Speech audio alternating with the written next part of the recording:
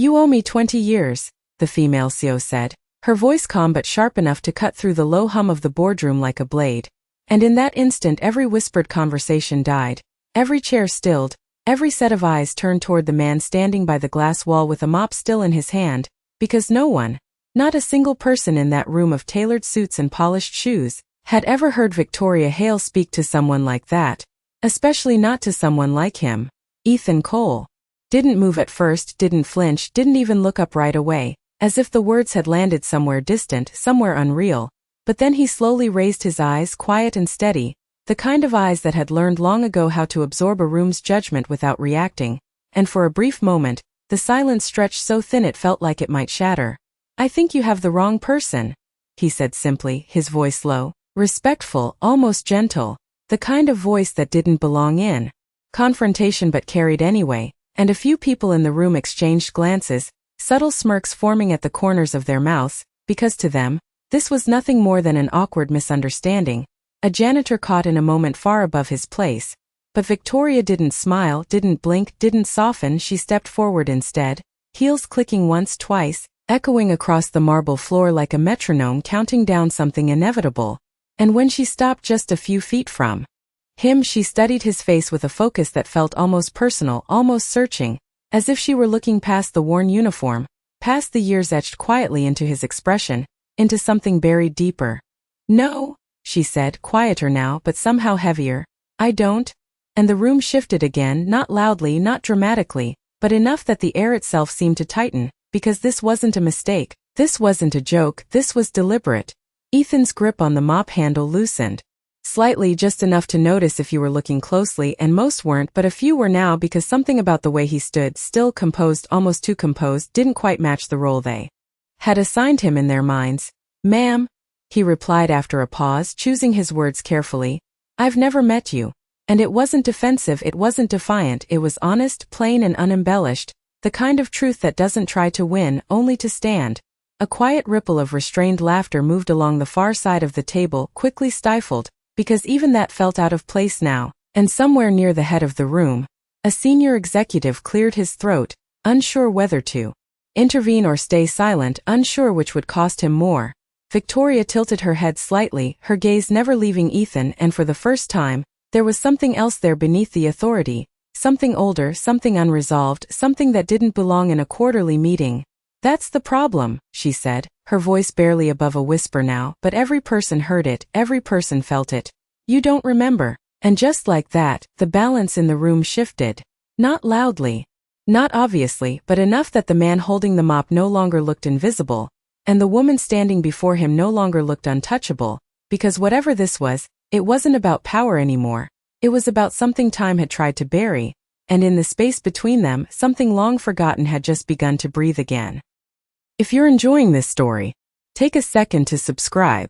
It really helps the channel. Now, let's go on. The room did not move after her words, not immediately, as if everyone inside it had silently agreed to wait for someone else to breathe first, but no one did, and in that suspended moment, Ethan Cole stood exactly where he always stood in this building, near the edges, near the walls, where the light from the tall glass windows fell just short of fully reaching him, where people passed by without noticing the man who made sure everything stayed clean, everything stayed working, everything stayed quiet. He lowered his gaze briefly, not in submission but in thought, as though he were searching through something old and carefully folded away, something he had not needed to touch in years. And when he looked back up, there was no anger in his face, no urgency to defend himself, only a calm that felt almost out of place in a room that had begun to tighten with curiosity and discomfort. I remember a lot of things, he said slowly, choosing each word with care, but not everything. And the way he said it was not an excuse, it was a truth offered without decoration, the kind of truth that does not ask to be believed, only heard. A few employees shifted in their seats, the soft rustle of expensive fabric breaking the stillness, while someone near the back pretended to check their phone, not because they were uninterested, but because they suddenly felt like they were watching something they were not meant to see. Victoria Hale did not look away from him, not even for a second, her posture still precise, her expression controlled, but something subtle had changed, something almost imperceptible, like a crack forming beneath a perfectly polished surface. You were not supposed to forget, she replied, and her voice no longer carried the sharp edge from before. It carried something heavier, something quieter, like a memory that had been carried alone for far too long. Ethan blinked once slowly, and for the first time, there was the faintest shift in his composure, not enough for most to notice, but enough to suggest that somewhere beneath his quiet dignity, something had stirred. He glanced past her for a moment toward the wide windows that overlooked the city, sunlight reflecting off distant buildings in soft, blinding streaks, and for a brief second, his mind seemed to travel somewhere else entirely, somewhere far from polished floors and corporate titles, somewhere simpler, older. 20 years is a long time, he said, almost to himself, then back to her. People change. And there was no challenge in his tone, no attempt to diminish what she was saying, only an acknowledgement of time itself, of how it reshapes memory, how it softens edges and erases details that once felt permanent. A quiet tension moved through the room again, different this time, less about curiosity and more about something deeper, something that felt closer to recognition, as if the people watching were beginning to sense that. This was not a confrontation about status or authority, but about something far more personal. Victoria took a small step closer, close enough now that the distance between them no longer belonged to a boardroom, but to a conversation that should have happened long ago, and when she spoke again, her voice dropped just enough that it felt like it was meant for him alone, even though everyone could still hear it. "You stood in the rain," she said, each word deliberate, "outside a bus station that should have been closed, holding an umbrella that was already broken, and you told a scared little girl that she was going to be okay." And the room went still again, not because of the detail itself, but because of the way she said it, like she was not recalling a story but reliving it. Ethan's fingers tightened slightly around the handle in his hand, and this time the movement did not go unnoticed, a few heads leaning forward just a fraction, sensing the shift, sensing that whatever line had just been crossed could not be undone.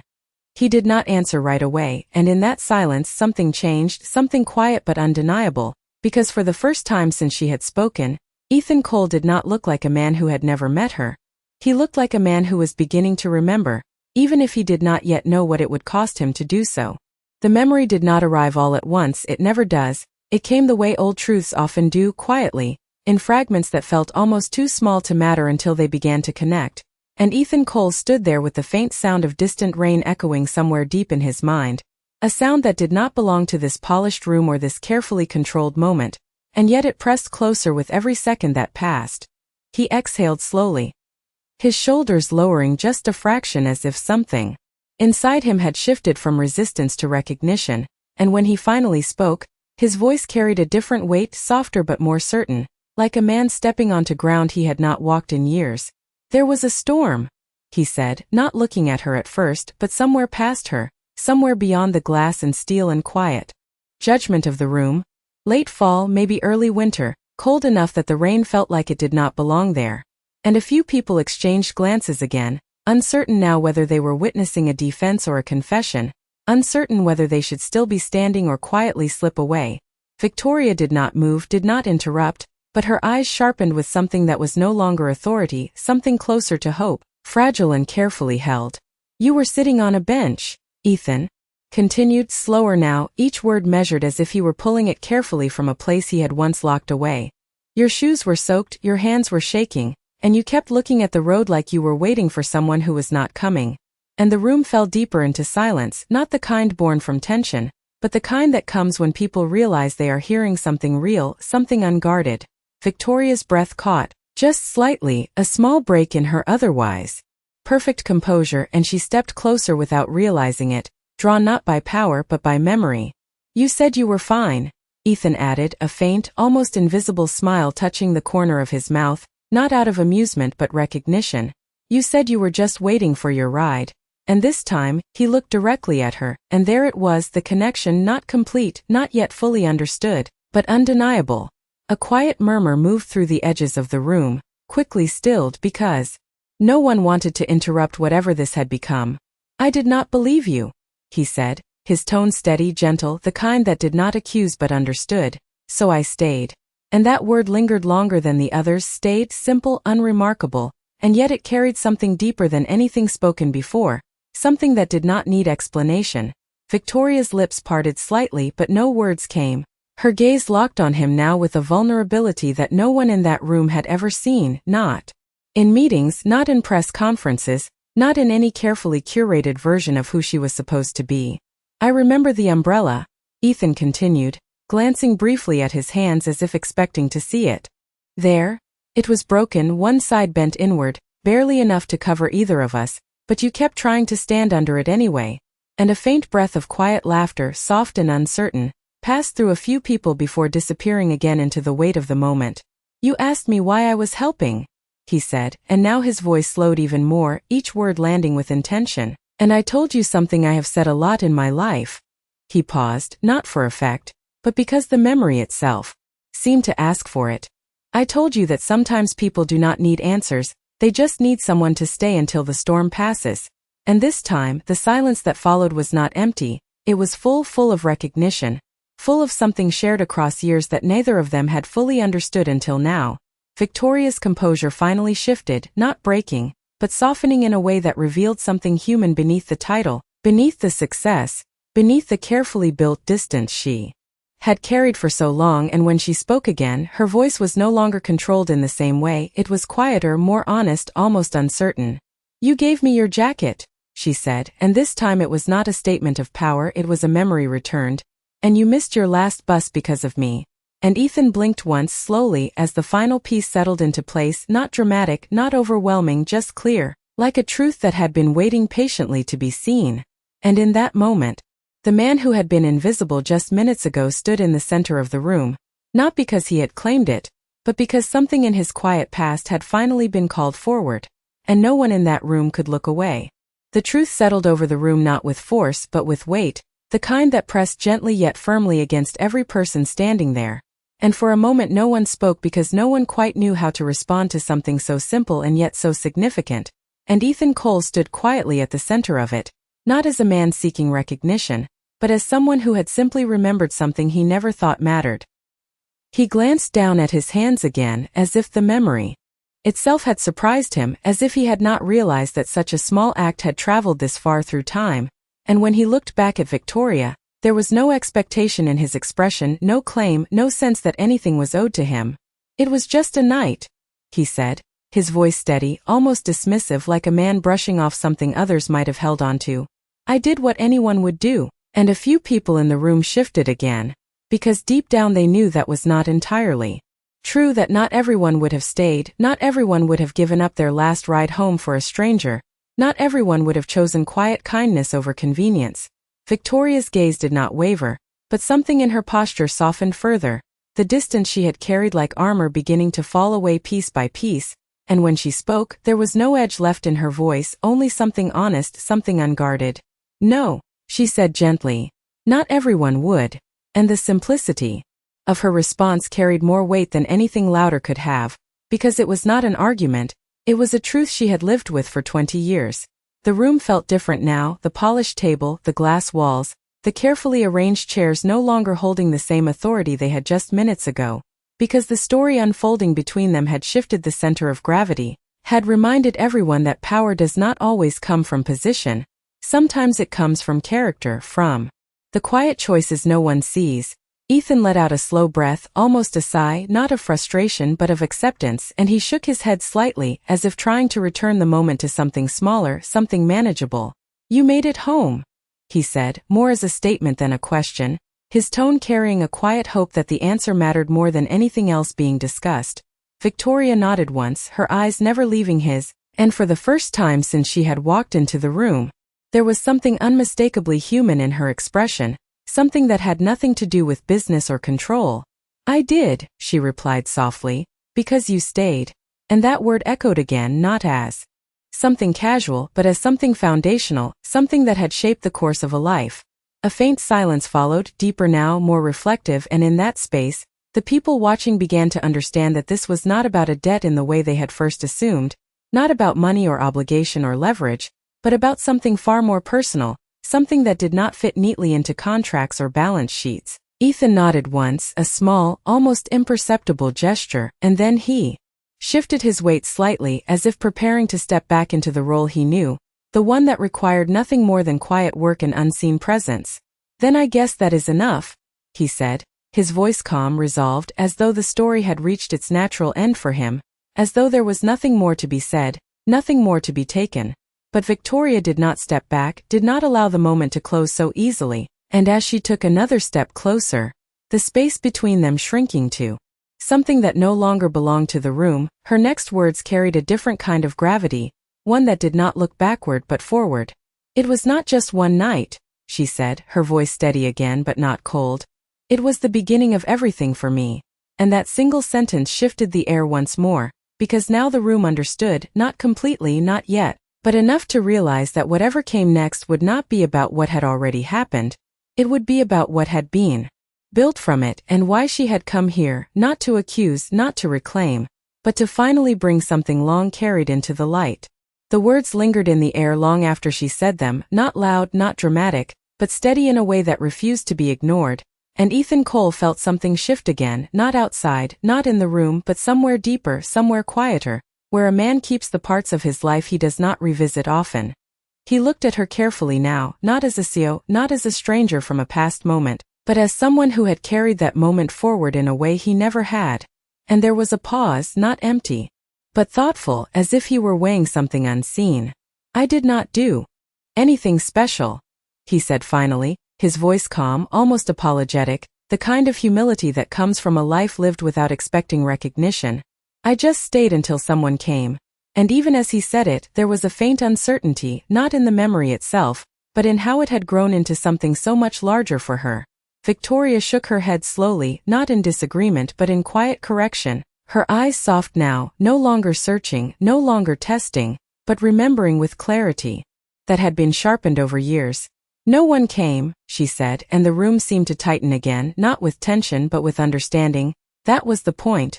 And a subtle murmur moved through a few people at the edges, quickly silenced, because now the story was no longer just kind, it was important.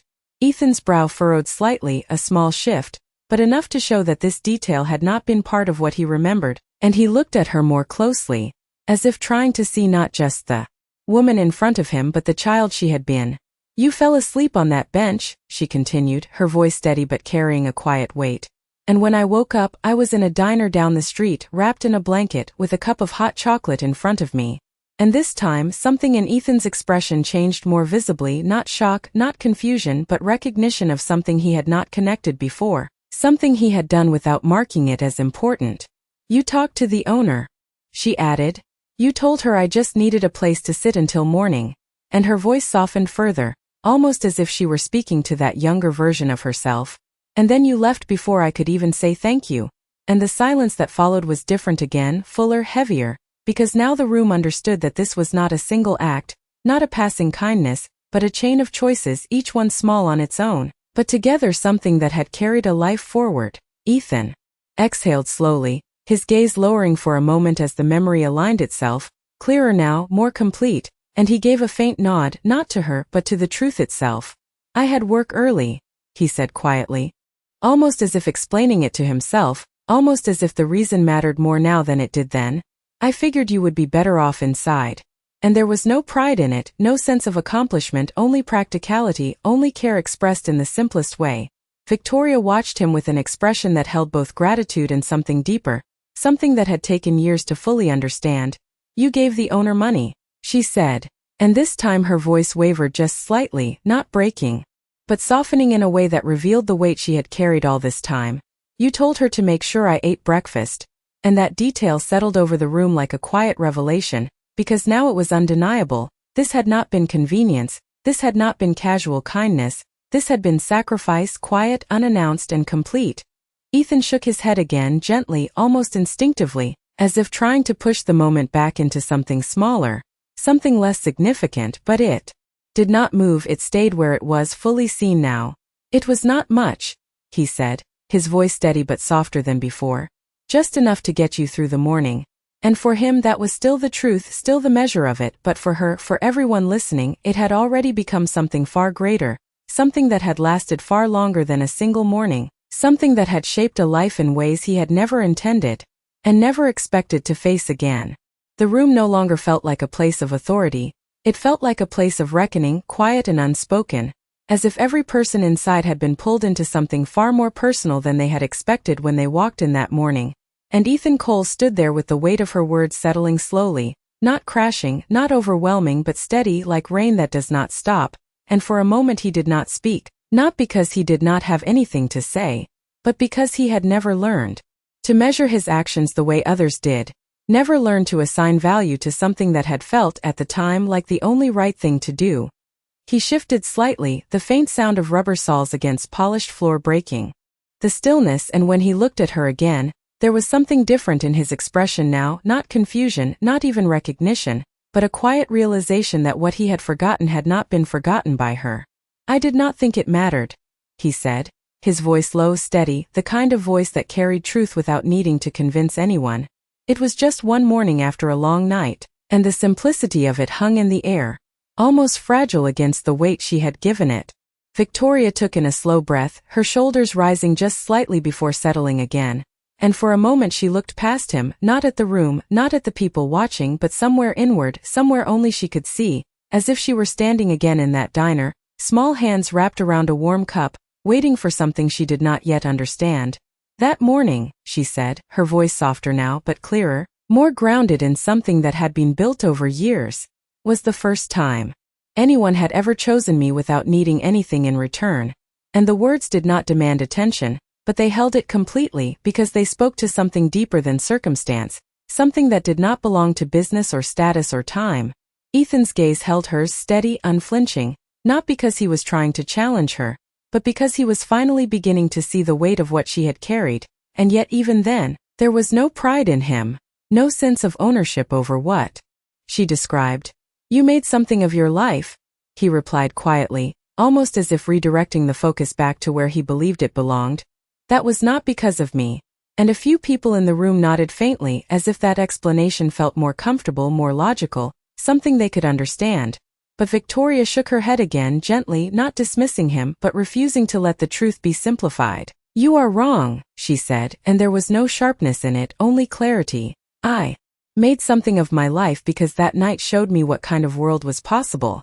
And she took a small step closer, not commanding, not asserting, but bridging something that had been left unfinished. "For 2 decades. I went back to that diner for months," she continued, her voice carrying a quiet rhythm now, steady and reflective. "I asked about you, I tried to find your name but no one knew it, you had not left anything behind, not even a last name." And a faint shift moved through the room again because now they understood. This was not a coincidence, this was a search long and deliberate. Ethan's eyes lowered slightly at that, not in discomfort, but in the quiet acceptance of who he had always been, someone who did not leave marks where he went. "Life moved on," she said, her voice softer still. "Schools, jobs, years that kept adding up, but I never forgot the man who stayed when he did not have to." And there was a pause, not empty, but full of everything she had not said yet. Ethan let out a slow breath, the sound barely audible, and for the first time since this began, he did not try to make the moment smaller, did not try to explain it away. He simply stood there and listened, because something in her voice made it clear that this was not about the past anymore.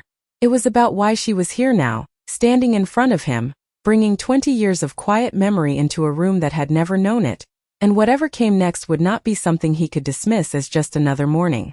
The silence that followed was no longer uncertain, it was intentional, as if the room itself understood that something important was about to be revealed, something that could not be rushed. And Victoria Hale stood there with a steadiness that no longer came from her position, but from the years she had spent carrying a truth she was finally ready to release. She reached into the leather folder she had been holding at her side, a small, deliberate movement that drew every eye in the room, and for a moment the only sound was the faint slide of paper against paper, soft, controlled, precise. Ethan Cole did not move, but his gaze followed her hands, not with suspicion, not with fear, but with quiet attention. The kind of attention that comes from a man who has learned to listen before he speaks. She pulled out a single sheet, aged slightly at the edges. Not worn but preserved, and she held it carefully, not like evidence, but like something that mattered beyond explanation. "You said you left nothing behind," she began, her voice calm, steady, but carrying something deeper now, something almost fragile beneath its control. "But you did." And she stepped closer, just enough to place the paper on the polished table between them. Not pushing it toward him, not forcing it into his hands, simply offering it. Ethan hesitated for a brief second, not out of resistance, but because something in the way she presented it made him understand that this was not just a document. This was a bridge between who he had been and what she had become, and slowly, he reached forward, his fingers rough against the smooth surface as he lifted it. The room leaned in without moving, attention narrowing, breaths held without anyone realizing it. It was a receipt, simple, unremarkable at first glance, the kind printed from an old diner register, the ink slightly faded but still legible, and at the bottom, in handwriting that was unmistakably his own, was a note, short, uneven, written quickly as if it had not been meant to last. Make sure she eats breakfast and gets somewhere warm. And beneath it, a name, not a full name, just 2 words he had not thought about in years, the kind of name a man uses when he does not expect to be remembered. Ethan's hand stilled, just for a moment, and the shift was subtle, but undeniable, because this was no longer memory, this was proof, something tangible that connected him to a moment he had long since folded away. Victoria watched him carefully, not for reaction, not for validation, but for recognition, and when she spoke again, her voice carried the quiet truth she had come to deliver. That was the only thing you left, she said. And it was enough for me to spend 20 years looking. And the weight of that sentence settled slowly, deeply, because it was no longer about what he had done, it was about what she had done in response. Ethan lowered the paper slightly, his eyes moving across the words again, not because he needed to read them, but because he was trying to understand how something so small had traveled so far, how something he had never meant to carry beyond that morning had become something she had built a part of her life around. You found me, he said quietly, not as a question but as a realization, and there was no pride in it, no sense of achievement, only a quiet acknowledgement of something completed. Victoria nodded once, a small, certain motion, and for the first time, there was a faint warmth in her expression, not the warmth of victory, but of something resolved. I did, she replied, and then after a brief pause, her voice softened just enough to change everything that followed. Not to collect anything from you, and that distinction hung in the air, clear and undeniable, but to return something you never knew you gave. And in that moment, the room understood that whatever had begun as a question of debt had become something else entirely, something that could not be measured in years or money or obligation, but only in the quiet, enduring impact of a single act of dignity that had never asked to be seen. The words did not rush forward after that, they settled slowly, like something long held finally finding its place, and Ethan Cole stood there with the receipt still in his hand, his fingers resting against the faded ink as if it carried more than just a memory now, as if it carried a question he had never thought to ask. He looked up at Victoria Hale, not with confusion anymore, not even with surprise, but with a quiet readiness, the kind that comes when a man understands that something important is about to be asked of him, even if he does not yet know what it is. Return, he repeated softly, the word unfamiliar in this context, as if he were testing its meaning, and a faint shift moved through the room again, because everyone listening felt it. This was the moment where everything would turn. Victoria did not hesitate this time, she did not look away, and when she spoke, her voice carried the clarity of someone who had spent years preparing for a single conversation. You gave me a direction, she said, steady, grounded. Not just that night but every day after it. And she took a slow breath, her shoulders rising slightly before settling again, as if she were placing something carefully between them. I built everything I have with one idea in mind, she continued, her gaze never leaving his. That if one person could choose to stay for me when they had nothing to gain, then I could spend my life building something that does the same for others. And the room fell deeper into silence, not because they did not understand, but because they were beginning to understand too much. Ethan listened without interrupting, his posture unchanged, his presence steady, but something in his expression had softened, not from pride, but from recognition of a truth that no longer belonged to just one moment in the past. This company, Victoria said, gesturing slightly around them, not with arrogance but with quiet ownership, was built on that principle. And a few executives shifted subtly, as if hearing those words differently than they ever had before, as if realizing that what they had seen as strategy had always been something more personal. Every program, every decision, every risk, she added, her voice firm but calm, was guided by the idea that people deserve someone who does not walk away when things are difficult.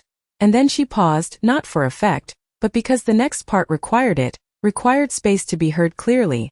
Ethan's grip on the paper loosened slightly, not dropping it, but no longer holding it as tightly. as if he understood now that it was not something he needed to carry alone. "So I looked for you," she said, her voice softer now, more human than before. "Not because I needed anything from you, but because I knew something was missing without you here." And that sentence shifted the air again, more deeply than anything before, because now the room understood this was not about the past at all.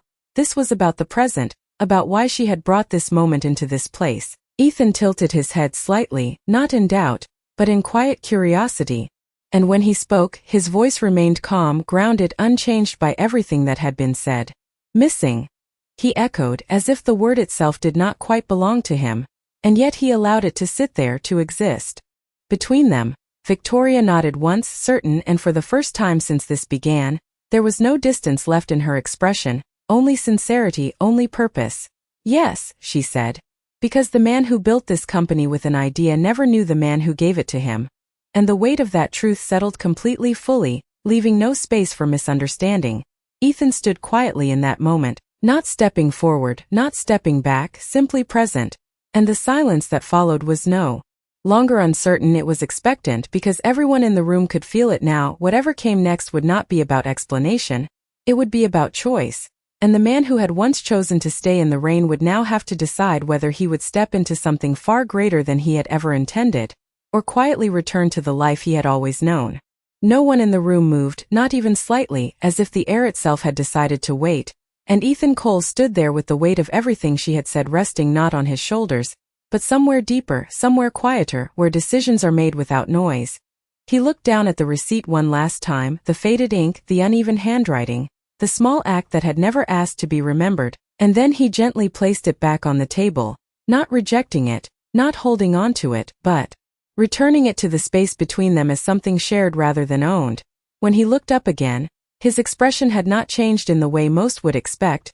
There was no sudden confidence, no visible shift toward ambition or desire, only the same quiet steadiness that had carried him through every unseen day of his life. "I did not build what you built," he said, his voice calm, grounded, the kind that does not try to rise above the moment. "And I do not think I belong in it." And a faint ripple moved through the room, not loud but present, because it was not the answer anyone had expected, not the acceptance they had already begun to assume. Victoria held his gaze, not interrupting, not correcting, allowing him the space to finish, because something in her understood that this was not refusal, it was something else. "But I understand what it stands for," he continued, slower now, each word deliberate, "and I am glad it exists." And there was no distance in his tone, no attempt to step away from the meaning she had given him, only an honest acknowledgement of it. A quiet pause followed, and in that pause something shifted again, not in him but in the room, as if the people watching were beginning to realize that what they had assumed was a moment of elevation was in fact a moment of clarity. Victoria took a small step forward, not closing the space but honoring it, and when she spoke, her voice carried no disappointment, no frustration, only respect. "I am not asking you to become something else," she said, gently, firmly. "I am asking you to be exactly who you have always been, just not invisible anymore." And that sentence settled into the silence like something final, something that did not need to be argued or defended. Ethan's eyes softened slightly at that, not with emotion that demanded to be seen but with recognition, the kind that comes when someone understands what is being offered beneath the words. He let out a slow breath, almost imperceptible, and for a moment he looked around the room, not at the people, but at the space itself, the polished surfaces, the quiet expectation, the place where decisions shaped lives he would never meet. Then he looked back at her. "I have a daughter," he said simply, and the words carried more weight than anything he had said before, because they explained everything without needing to explain anything at all. Victoria nodded, just once, her understanding immediate, complete, because she knew what that meant, what it required, what it protected.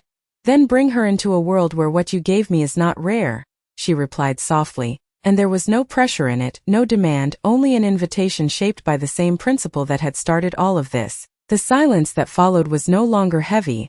It was full of something settled, something understood, and Ethan stood there for a moment longer, not rushing, not hesitating, simply allowing the truth of it to exist.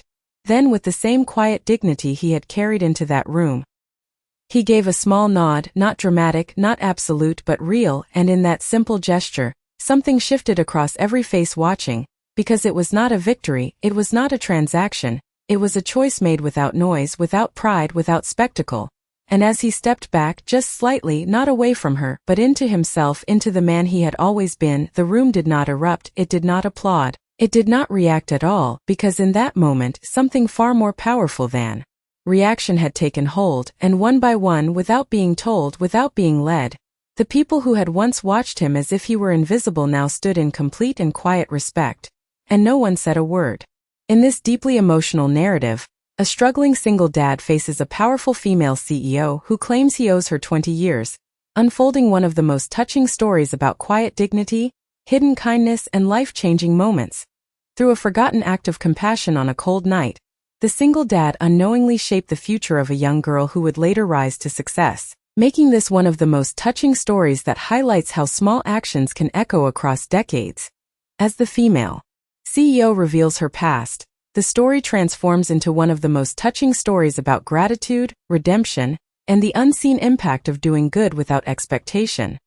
This powerful journey between a humble father and a determined leader becomes one of the most touching stories that reminds us that true character is revealed in silence, not in recognition. Ultimately, this is one of the most touching stories that celebrates respect, second chances, and the quiet strength that can change lives forever. If this story meant something to you, stay with us and subscribe for more stories like this.